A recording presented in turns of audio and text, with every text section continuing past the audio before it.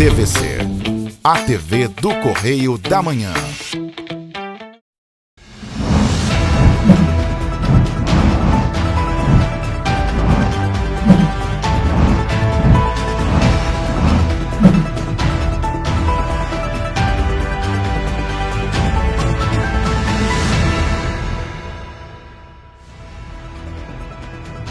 Olá, começamos mais um Correio da Manhã na TV, segunda edição. Hoje é segunda-feira, 28 de março, e você confere agora as principais notícias de Petrópolis, Nova Friburgo, Partido Alferes, Três Rios, Teresópolis e Paraíba do Sul. E você vai ver nesta edição: INEA inicia desassoreamento e realiza estudos sobre a macrodrenagem dos rios em Petrópolis. Decisão prevista na Assembleia da próxima quinta-feira pode definir greve dos rodoviários em Petrópolis. A alíquota de ICMS em Petrópolis será de 2% para o setor industrial. Agora, no Correio da Manhã na TV, segunda edição. O Instituto Estadual do Ambiente está realizando um estudo para que se inicie a macrodrenagem dos rios em Petrópolis, que foi anunciada na última semana em uma audiência especial na 4ª Vara Civil. Até o momento, o governo do estado ainda não anunciou qual órgão vai ser responsável pelas obras do túnel extravasor. Desde a tragédia do dia 15 de fevereiro, a equipe da TVC Correio da Manhã vem noticiando os problemas que a população que vive na Rua do Túnel, no Quissamã, está enfrentando com o túnel extravasor, principalmente após as fortes chuvas em Petrópolis. O governo do estado já anunciou as obras emergenciais do túnel, mas ainda não informou qual órgão vai realizar as intervenções. Mas o problema em Petrópolis é maior do que este. O Instituto Estadual do Ambiente, o INEA, está realizando um estudo sobre a macrodrenagem dos rios da cidade. Apesar de ter sido anunciado na semana passada em audiência especial na 4ª Vara Civil de Petrópolis, o projeto já vem sendo estudado pelo INEA desde fevereiro de 2021.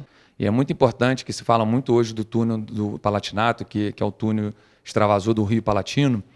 Só que essa macrodrenagem ela é muito mais do que somente a revisão desse túnel, né? Ela faz um estudo total daqui da região para a gente resolver de forma definitiva a macrodrenagem da região, de forma a suportar e mitigar o problema de grandes chuvas. Obviamente que tem chuvas extraordinárias que elas vão trazer transtorno para a sociedade. A gente não pode falar com a população de que algumas chuvas, elas, por mais que o sistema esteja funcionando de macro, micro e mesodrenagem, que esteja tudo perfeito, essas chuvas elas vão trazer transtorno para a sociedade, mas esse novo estudo está dimensionando para mitigar cada vez mais esses problemas. Historicamente, Petrópolis passa por um problema sério de ocupação desordenada em diferentes regiões da cidade. Assim como o Morro da Oficina, por exemplo, a Rua do Túnel não deveria ser ocupada pela população. E os frequentes problemas, quando não assistidos por órgãos da Prefeitura e do Estado, parecem não ter fim. E enquanto as obras emergenciais do túnel extravasor não começam, a população do entorno continua correndo riscos. Tem um problema histórico em Petrópolis. E não é só no centro histórico de Petrópolis. Nos arredores da cidade você tem muita ocupação ruim. Ocupação que não só põe em risco a população que está ocupando, mas põe em risco a população que está ao redor, porque quando uma encosta desaba, ela obstrui o rio e causa enchente em outra região, que não tinha nada a ver com essa história. Quer dizer, está aí, o centro histórico ficou completamente entupido, inundado, com mais de 1,40 m de água em cima das ruas, porque houve deslizamento de terra aqui e acolá. Quer dizer, sofreram as pessoas que estavam nesses morros onde houve escorregamento de solo, e sofreu o resto da população. Hoje, com essa ocupação, é impossível desassociar as enchentes com a ocupação urbana. A canalização dos rios, então você tem uma série de fatores que foram ocorrendo, principalmente a partir da década de 70, que essa ocupação ela vem acelerada, a população de Petrópolis aumentou muito, o número de casos aumentou muito. Então, isso ocorre com a consequência que a gente está tendo hoje, que a gente tem que até fazer esses cálculos, revisitar sempre os cálculos aqui para redimensionar a macrodrenagem. De acordo com o diretor de recuperação ambiental do INEA, Daniel Moraes, apesar de o túnel extravasor ser o problema visível da população, a macrodrenagem seria a real solução para as enchentes.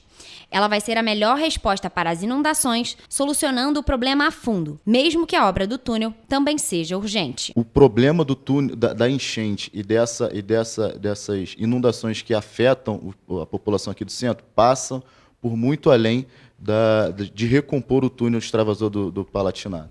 Então essa é a preocupação do INEA em estar dando uma solução, em estar apresentando um estudo bem robusto e que consiga apresentar de fato resultados, né?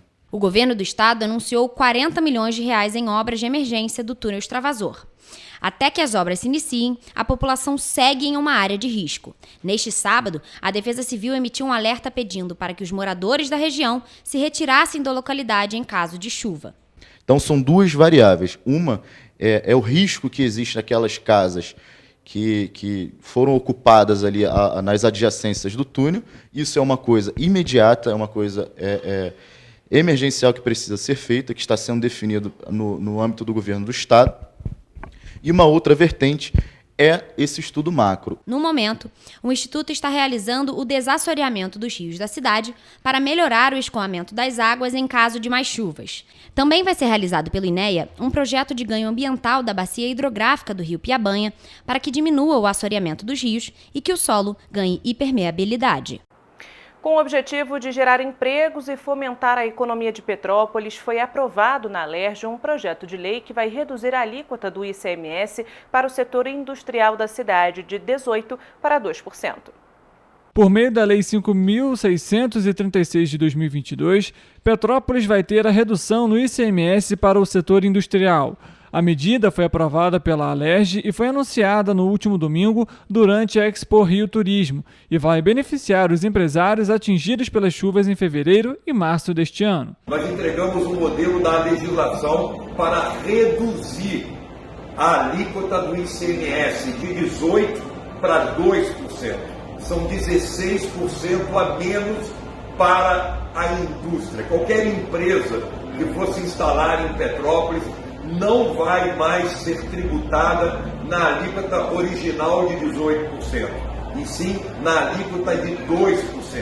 Isso, com certeza, será um divisor de águas do desenvolvimento e da geração de emprego no município de Petrópolis. O projeto de lei de autoria do presidente da Alerj, André Siciliano, foi votado na última quinta-feira e tem o objetivo de incentivar e retomar o crescimento econômico da cidade.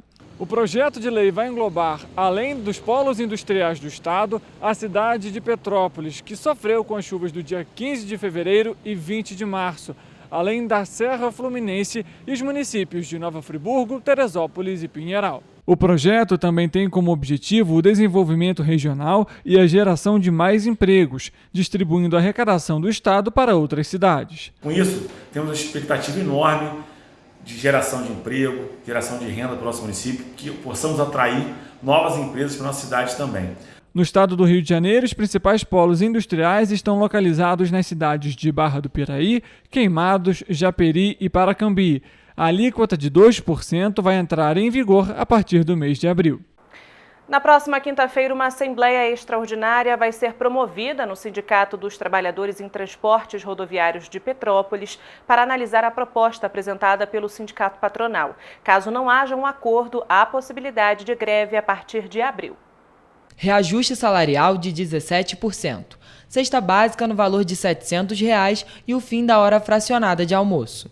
Estas foram as reivindicações pedidas pelo Sindicato dos Trabalhadores em Transporte Rodoviário de Petrópolis. Mas a contrarresposta do sindicato patronal foi bem diferente. Eles nos ofereceram 5%, sendo que nós temos uma inflação de 10,45% de aumento salarial, reajuste salarial. Ofereceram 10% na cesta básica, sendo que nós pedimos uma cesta de R$ 700. Esse 10% daria uma base de R$ 420. E o fim do horário fracionado. O sindicato, de pronto, também não aceitou, mas nós temos a obrigação de passar para os rodoviários em assembleia. De acordo com o Sindicato dos Rodoviários, é de extrema importância a presença de todos os trabalhadores. Na próxima quinta-feira, durante a Assembleia, vai ser analisada a proposta indicada pelo sindicato patronal, a CETRANSPETRO. Além disso, a possibilidade de uma greve, que, caso seja estabelecida, vai acontecer a partir do dia 7 de abril e as frotas vão trabalhar apenas com 30%. Essa assembleia de quinta-feira é muito importante, porque é da opinião deles, da decisão deles, que pode surgir a greve. Quando o rodoviário conscientizar que é ele que roda essa cidade, aí ele vai passar a ser mais respeitado. É muito importante a presença de todos os rodoviários aqui. Uma forte chuva no domingo foi registrada em Nova Friburgo e causou alguns estragos. Parte do condomínio Terra Nova, localizado no distrito de Conselheiro Paulino, ficou alagado, afetando os apartamentos do primeiro andar. O espaço foi construído para abrigar as vítimas da tragédia de 2011. De acordo com quem vive no local, o problema não é novo e acontece quando a água do esgoto volta pelos ralos. Em nota, a Prefeitura de Nova Friburgo, através da Secretaria Municipal de Defesa Civil, informou que o condomínio Terra Nova apresentou problemas na drenagem das águas da chuva. Além disso, também houve uma elevada precipitação pluviométrica na região, o que agravou a situação. A Defesa Civil do município já esteve no local realizando vistorias, assim como as equipes das subprefeituras de Conselheiro Paulino e Campo do Coelho, que atuaram na limpeza. A Secretaria Municipal de Assistência Social também foi ao local para prestar suporte e apoio às famílias atingidas. A Secretaria Municipal de Serviços Públicos disse ainda que, em breve, vai promover a manutenção das caixas de coleta para minimizar o problema no futuro. E você vai ver depois do intervalo. MPRJ recomenda à Prefeitura de Petrópolis que informe de forma eficaz alterações de pontos de apoio para quem precisa deixar as casas. SEDAI corta ligações clandestinas de água em Teresópolis. Animais resgatados durante as chuvas em Petrópolis pela Clínica Veterinária Popular aguardam por um lar. O Correio da Manhã na TV, segunda edição, volta em instantes. Sabe o sonho de vacinar a sua princesinha? Você pode realizar. Vacinar seu craque é um golaço. Vacinar sua futura médica é cuidar da saúde dela. Com a Covid não se brinca, se vacina.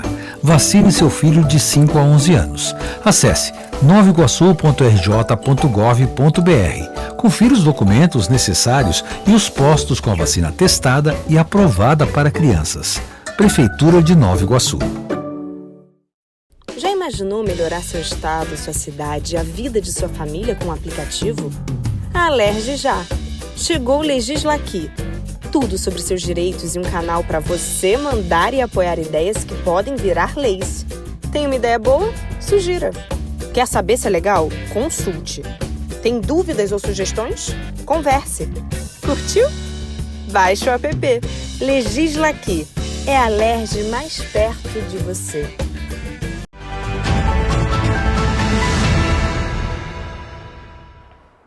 O Ministério Público do Estado do Rio de Janeiro expediu no domingo uma recomendação à Prefeitura de Petrópolis para que o município comunique à população de maneira ampla e eficaz os novos pontos de apoio destinados a receber famílias que precisem deixar suas residências em áreas de risco por conta das chuvas.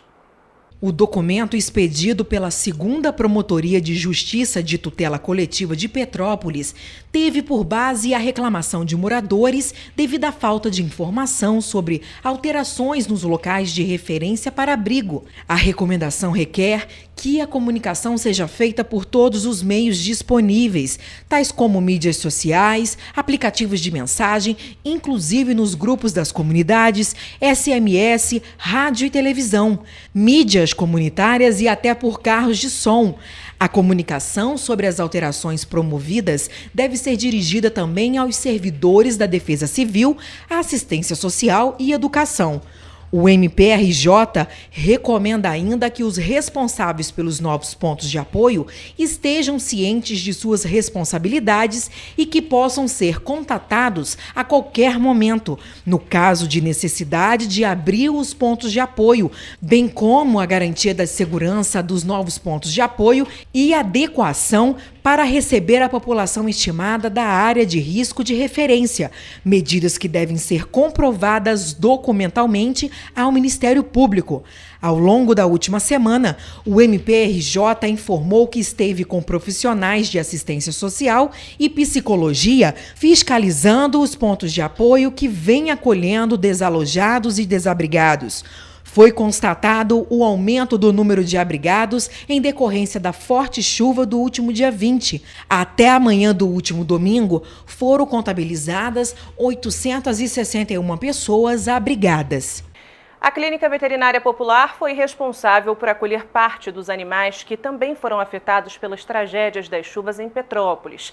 Mais de 500 bichinhos receberam atendimento na unidade e muitos ainda precisam de um novo lar. Gatos, cachorros, roedores e pássaros. Estes são outros moradores de Petrópolis que também foram afetados pelas fortes chuvas. Desde o dia 15 de fevereiro, a Clínica Veterinária Popular recebeu para atendimento mais de 500 animais. Atualmente, o espaço está com as 30 alas de internações ocupadas e agora a clínica conta com um sistema de tutela temporária para dar continuidade dando assistência a estes animais. O lar temporário é o local onde o animal que foi vitimizado na tragédia fica aguardando a sua família, recebendo cuidados de uma outra família, né? Um exemplo, o animal perdeu a sua residência, os tutores foram para um abrigo onde não pode ter animais, né? Porque são várias pessoas juntas. Então, esses animais que a gente está encaminhando para o lar temporário, ele fica com um adotante por um período até que o seu tutor de origem possa reaver a sua casa, né? E assim o animal retorne para a família original. O cadastro para ser um tutor temporário é feito com uma entrevista, dando informações sobre residência, condições da família e se possui outros animais e crianças. Baseado nessa entrevista, a gente direciona o animal para a residência que for mais adequada com tamanho, espécie e raça. A tutela temporária dura em torno de 3 meses. A clínica atualmente conta com 10 animais esperando por um lar temporário ou uma adoção responsável. Este é o João, que já está castrado e com todas as vacinas em dia, esperando apenas por um lar. Os animais que estão em lar temporário, eles recebem toda a assistência veterinária aqui pela clínica e a gente também faz a manutenção da alimentação. A gente doa a quantidade de ração necessária para o período que ele vai estar no lar temporário. A clínica continua com necessidades de doações para os animais que permanecem internados. Tapetes higiênicos, rações e alimentação úmida são os itens que eles precisam para continuar com o trabalho voluntário. Até o momento, mais de 30 animais cujos donos vieram a óbito foram adotados. Todos os animais que passaram aqui pela clínica foram realizados todos os exames. A gente já fez controle parasitário, já tomou remédio de pulga, carrapato, vermífugo. Os animais que estavam sadios já foram castrados, então a gente está direcionando esses animais tanto para o lar temporário quanto para a adoção com a melhor condição de saúde possível.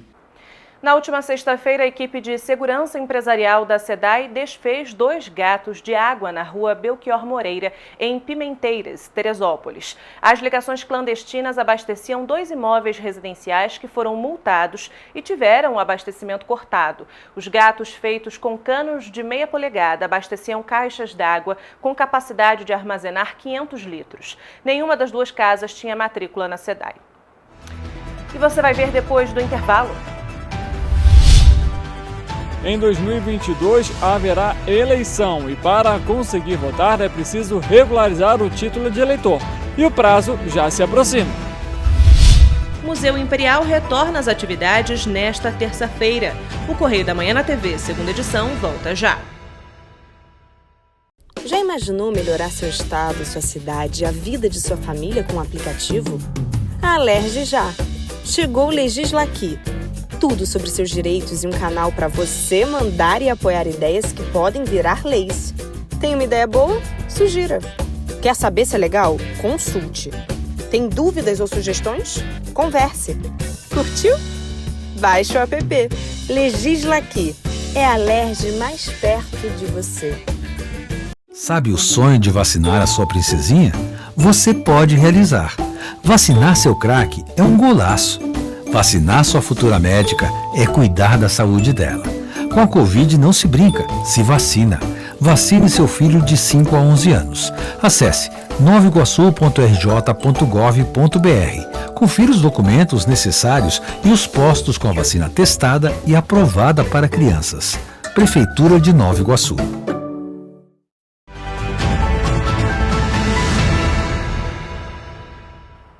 De acordo com o Tribunal Superior Eleitoral, os brasileiros com pendências no título de eleitor têm até o dia 4 de maio para regularizarem a situação. 2022 é ano de eleição. O direito de escolher o representante do país, do Estado, além de deputados federais e estaduais. Mas para exercer esse direito, é preciso regularizar o título de eleitor. Está regular. Está regularizado, tudo certinho. De acordo com o Tribunal Superior Eleitoral, o prazo para a regularização das pendências se encerra no dia 4 de maio, já que o primeiro turno das eleições vai ocorrer no dia 2 de outubro e o segundo no dia 30 do mesmo mês. De acordo com a legislação, os eleitores devem regularizar o documento até 150 dias, ou seja, 5 meses antes das eleições. Após esse prazo, só é possível solicitar a segunda via do título de eleitor. Por meio do aplicativo e-Título, é possível verificar se há pendências no documento e como regularizá-las. Por meio do Título NET, também é possível realizar a regularização do documento, mas é preciso, antes de qualquer alteração, como transferência de local ou dados pessoais, quitar os débitos. Sei sim. Com certeza, guardadinho. Sem dúvidas. Sem dúvidas, importante. Democracia, né? Exercício da cidadania. De acordo com o Código Eleitoral, aqueles que não votarem e nem justificarem a ausência ficam restritos para a retirada de passaporte, participar de concorrência pública, se inscrever em concursos públicos, dentre outras medidas. O Museu Imperial anunciou que retornará às atividades nesta terça-feira. O complexo da instituição permaneceu fechado para visitação desde as primeiras chuvas que atingiram Petrópolis no dia 15 de fevereiro e, a partir de amanhã, vai ser reaberto ao público. Os visitantes que foram ao Museu Imperial em Petrópolis nesta terça-feira vão ter acesso aos espaços de visitação, exceto a parte inferior dos jardins, que segue isolada em fase de recuperação. Atendendo ao decreto municipal, o uso de máscara nos espaços abertos do museu não é obrigatório, apenas nos espaços fechados. Para visitar o Palácio Imperial de Petrópolis, não é necessário agendamento. O público volta então a poder visitar a ala esquerda e o sobrado no segundo pavimento. Já a ala direita estará fechada para a troca de exposição. O Fluminense perdeu para o Botafogo em um jogo emocionante, mas mesmo assim se garantiu na decisão do Carioca contra o Flamengo. Já as categorias de base do Serrano conseguiram bons resultados no fim de semana. Veja com Gabriel Simões. Olá a todos! Vamos começar falando do impressionante jogo entre Fluminense e Botafogo, que terminou com vitória do Glorioso, mas classificação tricolor. Isso aconteceu porque o Fluminense venceu o jogo da ida por 1-0 e tinha a vantagem de jogar por 2 resultados iguais no saldo de gols para se garantir na final, devido ter feito uma campanha melhor na primeira fase. No entanto, essa classificação ficou sob risco. No Maracanã, no domingo, o Botafogo pressionou e conseguiu abrir 2-0. Herisson assinalou esse golaço que abriu o placar ainda no primeiro tempo. O centroavante, nessa bela cabeçada, fez o segundo que parecia sacramentar a vitória e vaga do Bota. Mas, aos 52 minutos, o Fluminense diminuiu com Cano e conseguiu o resultado necessário para carimbar a vaga. A decisão do Campeonato Carioca, que será entre Flamengo e Fluminense, acontece em 2 jogos. O primeiro, nesta quarta-feira, e o segundo, no sábado. Falando do Flamengo, o clube segue se preparando para a final e não entrou em campo nessa última semana. Mas, fora dele, o rubro-negro conheceu seus adversários na fase de grupos da Libertadores da América. O clube está no Grupo H, ao lado de Universidade Católica do Chile, Sporting Cristal do Peru e Tajeres da Argentina. Já o Vasco só volta a campo no dia 9 de abril, quando estreia pela Série B do Campeonato Brasileiro contra o Vila Nova de Goiás, jogando em casa e segue o período de treinamentos. No esporte petropolitano, as categorias de base do Serrano seguem em disputa de torneios oficiais e amistosos nesse início de temporada. Os meninos do Leão da Serra, entre as categorias sub-11 ao 20, entraram em campo entre amistosos, disputa da Copa União e do Campeonato Metropolitano. Destaques para as vitórias do sub-16 por 4-0 e do 20 por 5-1 na Copa União sobre a equipe do Queimados na última sexta-feira. Ao fim dos confrontos, os atletas Caio e João Vitor falaram sobre os gols marcados. Estou muito feliz por poder contribuir com 2 gols e espero que no próximo jogo domingo nós podemos conseguir mais uma vitória. Tudo é treino. Treinar. Nosso grupo é muito qualificado. A gente treina diariamente, segunda a sexta, para alcançarmos nossos objetivos. Já o Sub-17 entrou em campo para enfrentar os jovens do Atlético Mineiro na cidade do Galo, em Belo Horizonte, no sábado. A partida, que terminou em 4-4, foi o primeiro da série de 2 amistosos preparatórios da equipe para a Copa Brasileirinho, que será disputada em Minas. Após o jogo, o atleta Alessandro Toscano e o preparador e auxiliar Alessir falaram sobre o duelo e o momento de amistosos. Então, uma sensação boa, uma sensação ótima. Nos preparamos muito desde janeiro, sol, chuva, correndo bastante para a gente chegar aqui e nosso esforço ser recompensado. Fizemos hoje uma boa partida contra o Atlético, no placar de 4-4. Deu para nos mostrar que estamos provados, para termos confiança em nós. E daqui para frente só melhorar segunda-feira contra o Cruzeiro, para começar terça-feira ótimo a estreia no campeonato. Então, foi o primeiro jogo que a gente teve, né, o primeiro amistoso. É um parâmetro para o campeonato, né? A gente pegou o Atlético Mineiro, um clube grande, um clube de expressão, conseguimos fazer uma boa partida, os garotos já se adaptarem ao ritmo de jogo, aos amistosos que a gente vai ter, que no caso é amanhã também contra o Cruzeiro, e a gente vai seguindo e vamos fazer um bom campeonato, essa mentalidade, e os garotos estão preparados para isso, para dar o melhor de si e lutar por cada jogo por ganhar os 3 pontos. Já nessa segunda, o Sub-17 do Leão da Serra realizou outro amistoso em terras mineiras. Na Toca da Raposa, o Serrano bateu o Cruzeiro por 1-0. Essas foram as informações do esporte de hoje. Um grande abraço e até a próxima. Amanhã a gente está de volta com muita informação e as principais notícias de Petrópolis, Nova Friburgo, Partido Alferes, Três Rios, Teresópolis e Paraíba do Sul, que só o Correio da Manhã na TV, segunda edição, traz para você.